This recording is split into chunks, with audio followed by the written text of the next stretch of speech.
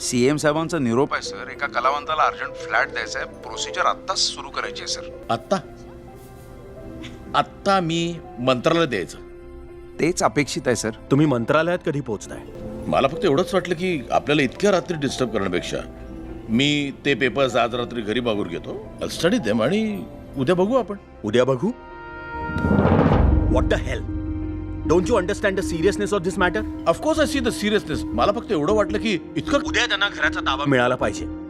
उद्या हो, सकाळी 6 वाजायच्या आत त्यांच्या हातात चाव्या पडल्या पाहिजे.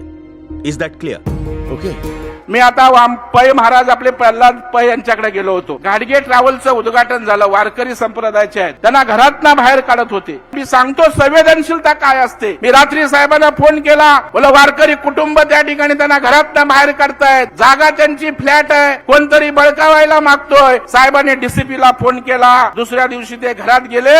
आता प्रल्हाद दादा पै आणि मी त्यांच्या ट्रॅव्हलचं ओपनिंग त्या ठिकाणी करून आलो.